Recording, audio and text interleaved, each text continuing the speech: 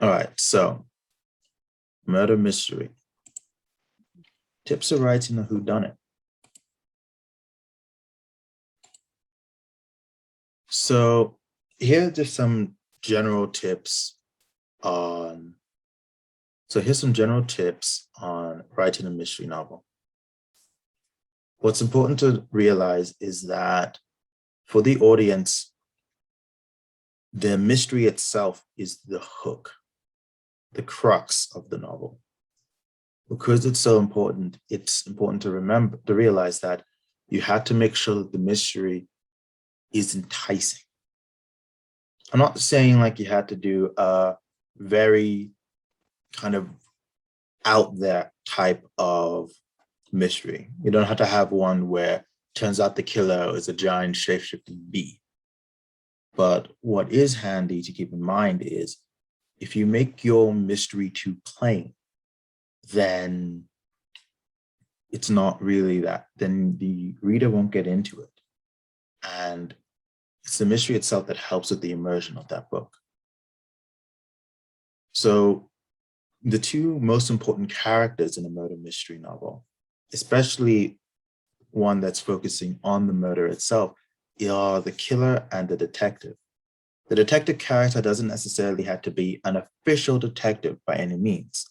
I mean, Sherlock himself was a consultant, and he wasn't given the rank of detective or anything like that, and Watson was a doctor. Neither of them had the rank of detective, but the detective's job in the novel is simply to solve the mystery for the sake of the audience, as well as for the sake of the characters in the novel. Now, neither of these actually define who's the quintessential good guy or bad guy of the novel. You can have an entire story written out where the killer themselves are the good guy, or you can even have it written from the perspective of the prime suspect, as they are accused of being the killer and all evidence points to them, and a prime suspect is trying to figure out who. I don't know. I don't tend to write this genre a lot, but that's where the fun part of this comes in.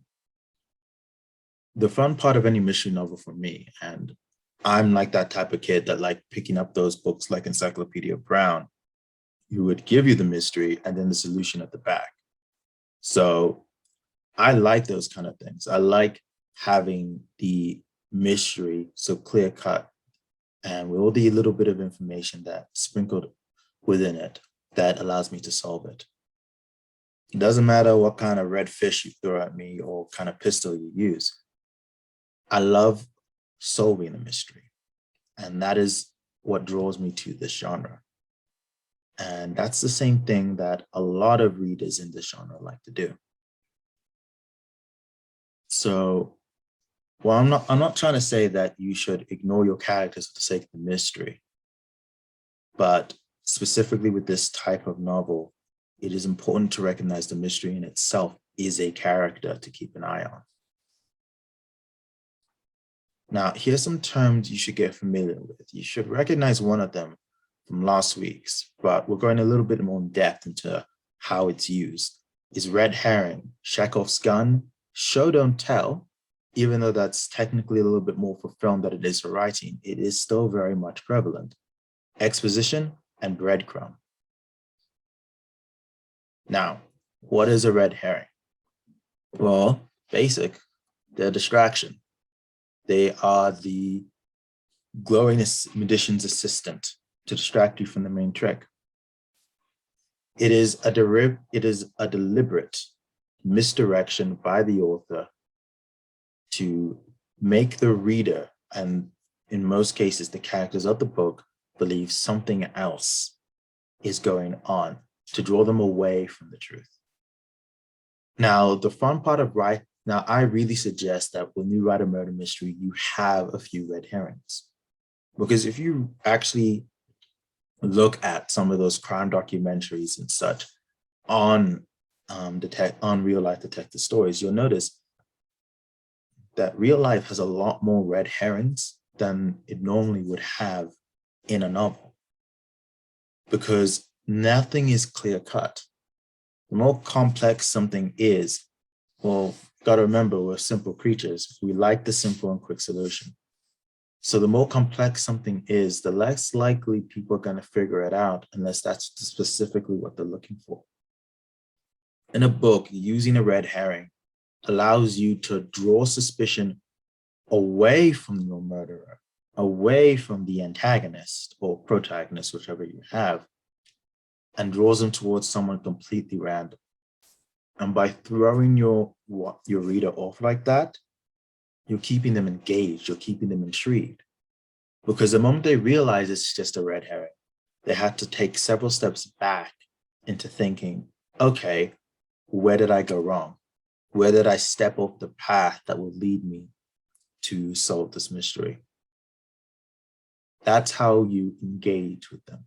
Now, I'm going to suggest you do not put like a dozen or so red herrings in there, because the more of these herrings you put there, the less they seem like red herrings, the more they just seem like herrings.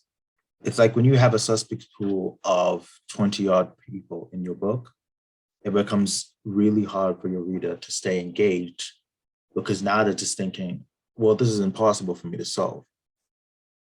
Unless you want to exhaust your reader, I suggest limiting the amount of red herrings you have, making sure that it's not too overbearing for your reader and they can still follow through. These are some really good examples of red herrings done in books, in like really popular mystery books. For example, in the Da Vinci Code, the bishop is the story's red herring. And in this story, long story short, they're basically trying to prove that Jesus Christ was a man. Now, I'm not going to go into the religious debate about whether or not that's true, but for the purpose of this story, the red herring, the person that you thought was the true antagonist, was hell-bent on stopping anyone from finding that out. Spoilers for that, a bit late, but yeah. And the same thing even happened in Sherlock Holmes. And I can't mention mystery without mentioning him at least once. And right here is the prime reason why. As you can see, the way red herring is used in that story is that it's used to trick Watson into leaving Holmes, to leave Holmes alone and vulnerable for Moriarty to get there. Now, red herring can be used for like a half a dozen things throughout any type of literary work, but it's best used in a mystery novel to misdirect and to lead the reader away from the inevitable conclusion. Okay, so now Chekhov's gun. I'm sure some of you already know what Chekhov's gun is, but here's a quote that sums it up pretty well. If in the first act you have hung a pistol on the wall, then in the following one it should be fired. Otherwise, don't put it there. Now, here is something important about that leads into the other topics. If you spend time writing and mentioning a detail in a book, your reader is immediately going to pick up on that and believe that it's an important detail, especially if you're so sparse about everything else. That's why it's called Chekhov's gun. And if that detail doesn't pan out later on, then it instead becomes a red herring. That is the difference between the two. And what's fun about this is that you can use these kind of things to help foreshadow certain things. Like if you had wet paint at the crime scene, then you got yourself a timeline. And if you spend so much time mentioning how wet that paint is, you might as well make it important to the plot. If you're talking about the time of day, as I mentioned, full moon, then you mentioned that that's an odd time for something to have happened, then what's important there, then you had to make sure that that time means something. If you're going to say, oh, it happened at X and Y happened at sunset, then you had to give an explanation why. Was it the time that the murderer felt most connected to the victim? Is it the time that the victim got off at work? Like, don't leave any detail like just dangling, unless you intentionally want to use it to redirect the reader's attention. Some really good examples of this kind of thing. Now, funny enough, the first example I picked not from a mystery book, because I just want to give a proper explanation for how Chekhov's gun can be used. By using Harry Potter here, you can see the vanishing cabinets, which were mentioned in one book, suddenly become the crust of the arguments in another, become the sole reason that a plan is able to work later on in the series. The sentience of wands, which is mentioned pretty much every other bloody book, becomes really important to the story in the final two. And then the smallest detail, like the fact that the big bad made backups of himself, magical backups of his soul, is again brought up again in other stories. This is specifically an example in terms of literary works. So you can see that it's not just to make it so that a murder mystery, when you say, oh, the gun smoke, you can still smell gun smoke, but there's no gun. And you don't have to pay that exact off. You can literally have it that any detail you mention, the fact that the person liked to smoke, the fact that the person liked a specific type of whiskey, can be foreshadowing for something later on. And now with Sherlock Holmes, characters like Moriarty, Irene Adler, those would often be used as Chekhov's gun. Just by naming these characters, by naming something that these characters have done, and then later on finding out that the mystery itself, the case that they're working on, is connected to them. That in itself, it can also be used as a Chekhov's gun. Just not a person, you can use a person's name, a place, a time, anything can be a Chekhov's gun. And it can really be used to enhance your writing and make the world you've created a lot more feel a lot more lived in, if that makes sense. Now, something about writing a mystery, and this is because of the last few terms I mentioned kind of link really well together. And that's show, don't tell, exposition, sorry, and all that good jazz. Now, the fun thing about that is that they all link to each other. You don't want to give your audience a bunch of useless information, because then they're not going to get it. The fun part of a mystery novel, as I mentioned in the beginning, is being able to solve it. But how do you get this information to your readers is the issue. Most people normally write it in terms of conversation, allowing one character who's an expert on the subject and who's a secondary character explain it to the main characters. Or you can even do a Sherlock Holmes and have it so that the head detective or the guy or the big narrator of the story is the one that tells it to you, the reader, directly through his partner. Now, what's interesting about this kind of exposition is that you need to write it in such a way that not only does it sound like something a character would say, but it also doesn't sound like you just copy pasted it from a Wikipedia page. Because you as the author also needs to understand how this mystery works. True, you could know the killer, you could know the detective, you could know the motive, you could know every little bit of it and have all the clues just like in Cluedo. But unless you know how to narratively link all of those together, all that information's basically useless. Like I said, you might as well just be playing a game of Cluedo. But that's the fun part about it. It's to narratively link all those individual issues, all those individual points together. That is what helps make a mystery novel really great and really fun to write. Now, I'm going to suggest, now all the suggestions I've made here are literally just that, suggestions. In my experience, the best way to portray this kind of information to your audience is to have it shown in a more organic way. If your character didn't know this information, but then finds it out later on, portray that, exclaim that, show your reader that through the character, that the character is feeling the same shock or the same amazement that they are. Otherwise, there's a continuous disconnect, which just gets onto the general theme of writing characters, because that character is the window into this world. And that's even more important in a mystery novel.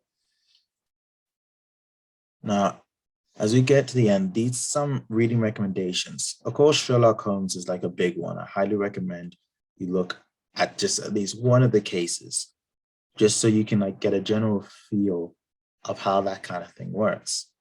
But I also suggest you look at Child 44, Dan Brown, and Agatha Christie, mainly because that's something really important in writing in general, as well as in mystery, is that you learn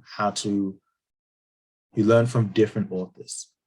You learn how to write these genres from different authors' perspectives. I mean, Dan Brown's work is historical fantasy. It's like almost historical fantasy. It's historic, and it's also historical mystery. If you know all the information about the historical monument, you can figure out the clues. But if you don't, then it's fine because it's still explained to you. Child 44 the story itself is told from both the killer and the detective's perspective. And it's up to you, the reader, to figure out through the clues that both of them give you who the true identity of the killer is, as well as who the true identity of the detective is, because that's a big pull. And Agatha Christie's novels are just really fun to read. I just love how she writes characters. So yeah, each of these show different pieces of a detective story and where you can use them.